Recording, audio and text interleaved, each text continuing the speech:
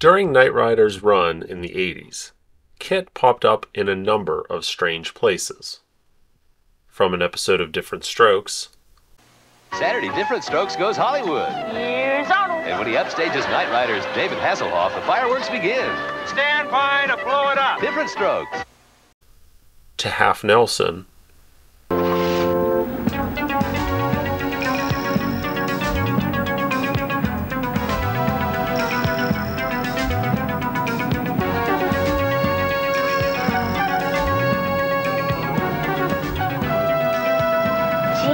Look at all these switches and buttons and everything. Don't touch anything.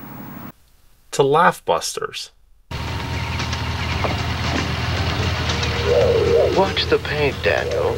I've just been waxed.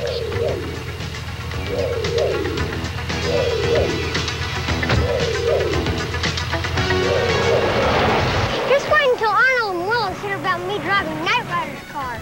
In all candor, Danny, I prefer you refer to your current role in this vehicle as passenger. That's okay with me, kid. Any sign of Spider-Man yet? My scanners indicate the target is within 1 mile. Any suggestions, Danny? Let's help! but one of the strangest and most high-profile side gigs that KITT got to help supplement his Knight Rider salary was as Michael Jackson's sidekick on a beachside photo shoot. So, what's the story of the King of Pop chilling on KITT's hood? Let's see what we can uncover with the other Michael and KITT duo.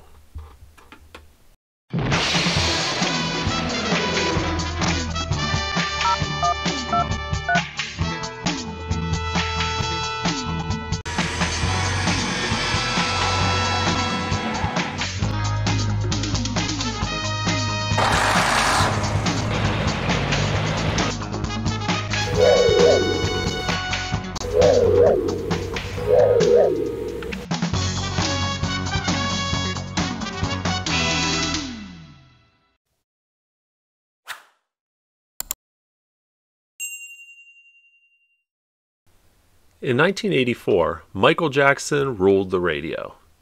Dubbed the King of Pop, he is regarded as one of the most significant cultural figures of the 20th century. Over a 4-decade career, his contributions to music, dance, and fashion, along with his publicized personal life, made him a global figure in popular culture.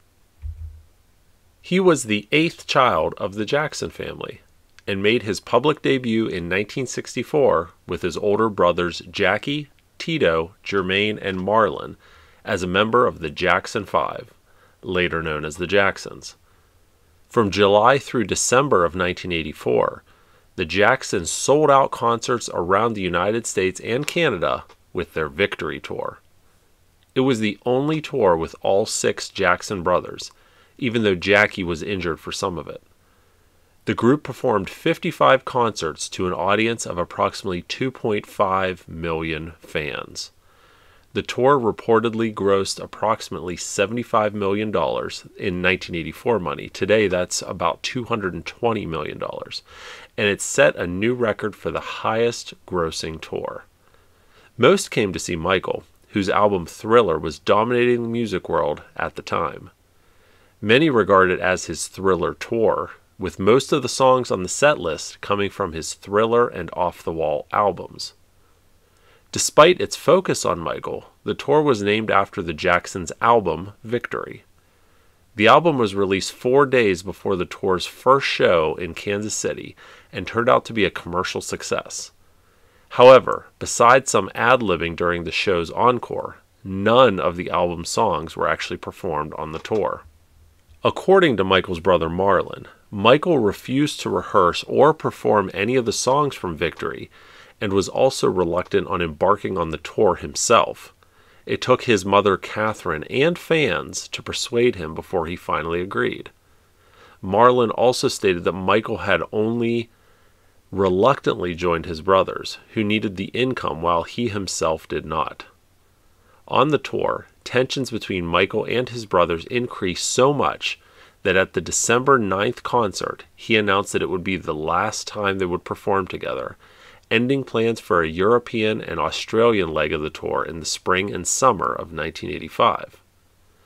Fans of Knight Rider no doubt recognize the first track from the Victory album, a song called Torture, featured prominently in the Season 3 premiere, Night of the Drones. Plans for the Victory Tour started many months before the Jacksons hit the stage at that first show at Arrowhead Stadium in Kansas City, Missouri. A Victory concert tour book, sponsored by Pepsi, was printed, and this is where things get interesting. Flip through the pages of this tour book and you'll see photos of Tito, of Michael, of all of the Jacksons. And you'll also see a photo of KITT. But not just any replica. This is actually one of the screen-used studio cars. How in the world did a Universal Studios screen-used KITT car end up on the beach with Michael Jackson sitting on its hood? Now, if you followed our channel, you'll know this car as the hardtop stunt car, what we call the hardest working car in Knight Rider's fleet, used in 75% of the episodes produced. Its first appearance comes in the second half of Season 1 in the episode Chariot of Gold. This car was used and abused, dented and crashed, and still lasted until the end of the series. When the show ended and a number of the original KITT cars were crushed, this car, along with 5 others, were spared. However, it disappeared from the studio lot in 1989, never to be seen again. If there's an original KITT still out there waiting to be found, it's this one. Now, we released a dedicated video on this specific car, this hardtop stunt car, a while back on our channel. There's a link in the corner of this video right now. Be sure to check it out after you're done with this video. So, let's get back to Michael Jackson sitting on KITT's hood.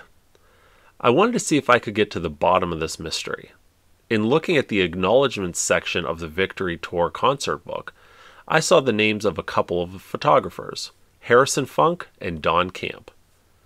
After a little internet stalking, I mean research, I was able to find email addresses for both of these men. So I sent them both messages, and I heard back from both of them within a day. So here's what Harrison Funk said. Hi Joe. Yes, I did that session with the Jacksons on a beautiful morning in May of 1984 at Leo Carrillo Beach in Malibu. It's been so many years that I forget how we got KITT to join in the shoot, but I thought the car came with the rest from Classic Motors of Beverly Hills. I don't recall Universal placing any requirements or restrictions on the shoot. And here's what Don Camp had to say. Hi Joe. Yes, I took the car's photos on the beach. I got the cars through the owner of a Beverly Hills exotic car dealership, the Toy Store in Beverly Hills, as I recall. Now, aside from the discrepancy on the name of the dealership, these two stories kind of corroborate each other. And thanks to some clues seen in the photos, and Harrison mentioning it was filmed at Leo Carrillo Beach, I was able to determine the exact location, and here it is today. So if you take a look at the photo, and then take a look here, you can see that KITT and the other cars are parked along a curved road with the ocean in the background and this little piece of land jutting out. And also, if you look in the background of this photo, you can see that there's an 8-foot height restriction sign, which led me to believe that the road kind of went under another road. So if we were, the 8-foot restriction sign is gone, it was right about here. But if we go around this bend, look at this. There's an overpass. And this is the 8-foot height restriction. In fact, is there anything here that says no? I don't see any signs. Let's see if there's any signs on the other side for an 8-foot height restriction. No. Well, hopefully no high trucks go through there.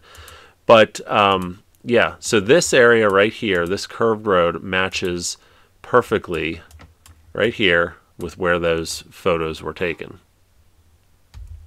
And in fact, if you look at this photo, you can see a little bit more of the background, and you can see this this main road that kind of that overpass is part of. You can see it in the background there, and you can see a little shack right here, and it looks like the shack either it got a new roof or it got completely replaced in the intervening years, but that is definitely the same location.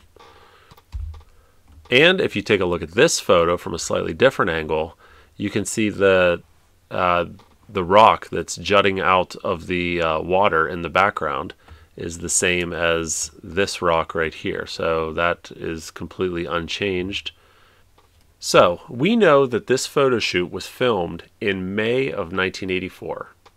Interestingly, Knight Rider was still on its filming hiatus between seasons 2 and 3. The last episode filmed for season 2, Mouth of the Snake, finished shooting on March 8th of 1984. The first episode filmed of season 3, KITT vs. Car, started production on May 31st.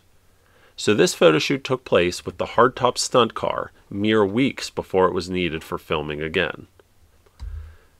And because we have a detailed breakdown on the filming locations for each episode and which cars were used in each episode, let's take a look at this very same hardtop stunt car in KITT vs. Car. So this footage would have been filmed a week or two after this photo shoot.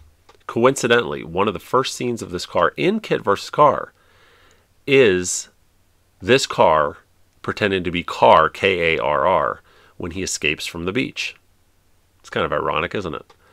You can even see how the outermost fog light on the left side in KITT in the photo shoot matches the one in KITT vs. Car. Because of this detail, and a million other ones that our trained Knight Rider historians' eyes can spot, this is 1000% the same car. So, would KITT truly have come from a car dealership? Well, most likely not.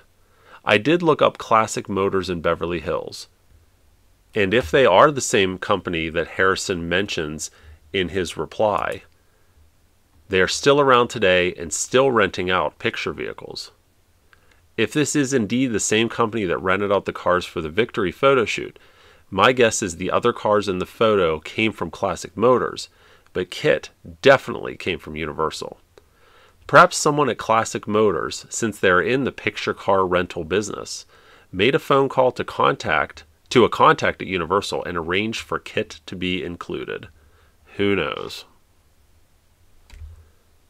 So, unfortunately, I don't have a 100% definitive answer for you, but this is most definitely an original KITT, and it most definitely came from Universal.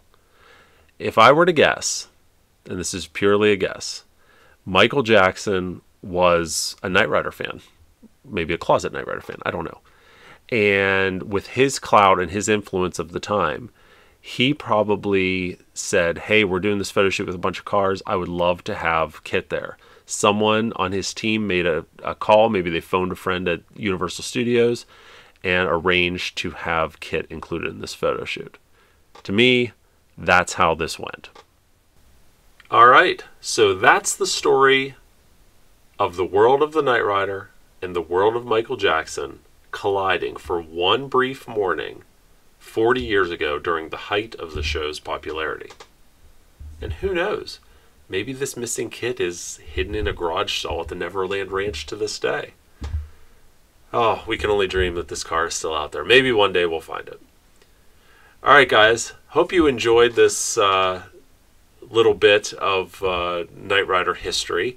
If you have any more details about this photo shoot, about how this car could have gotten to this shoot with Michael Jackson, let us know in the comments below, or let us know your theories as to how you think this car got on this photo shoot, if you disagree with me. All right, guys, as always, thanks so much for watching. Hope you enjoyed this. If you like this, give our page a like, hit subscribe if you're not already subscribed so you can get future notifications of more awesome videos coming. Thanks a lot. We'll talk to you soon.